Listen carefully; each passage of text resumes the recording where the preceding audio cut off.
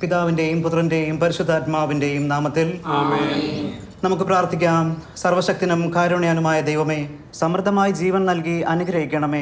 അങ്ങയുടെ കൂടെ പരിശുദ്ധാത്മാവുമായുള്ള ഐക്യത്തിൽ എന്നെന്നും ദൈവമായി ജീവിക്കുകയും വാഴുകയും ചെയ്യുന്ന അങ്ങയുടെ പുത്രനും ഞങ്ങളുടെ കർത്താവുമായ യേശു ക്രിസ്തു വഴി ഞങ്ങൾ സമർപ്പിക്കുന്ന പ്രാർത്ഥന കേട്ടറിയണമേ.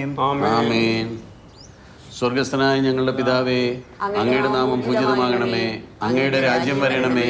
അങ്ങയുടെ തിരുമനസ് സ്വർഗത്തിലെ പോലെ ഭൂമിയിലുമാകണമേ. അന്നു വേണ്ട ആഹാരം ഇന്ന് ഞങ്ങൾക്ക് തരണമേ. ഞങ്ങളോട് തെറ്റ് ചെയ്തവരോട് ഞങ്ങൾ ക്ഷമിച്ചിരിക്കുന്നത് പോലെ ഞങ്ങളുടെ തെറ്റുകളും കുറ്റങ്ങളും ഞങ്ങളോട് ക്ഷമിക്കണമേ. ഞങ്ങളെ പ്രലോഭനങ്ങളിൽ ഉൾപ്പെടുത്തരുതേ. അമ്മേനെ ഞാൻ എത്ര പ്രാവശ്യം വിളിച്ചു. ഫോൺ എടുക്കാൻ പോയിട്ട് ശ്വാസം വിടാൻ പോലും സമയമില്ലപ്പോൾ. അങ്ങനെ ഓഫീസ് ടൈമൊന്നും ഇല്ല.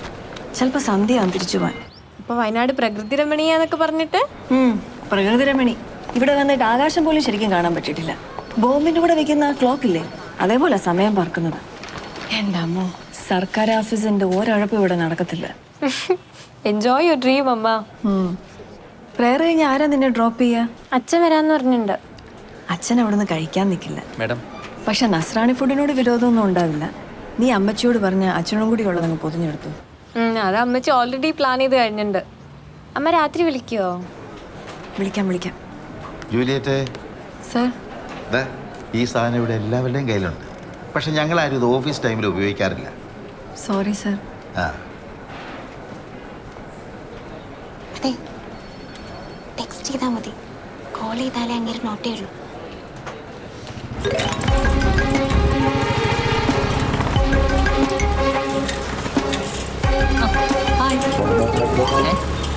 മനസ്സിലായില്ലേ?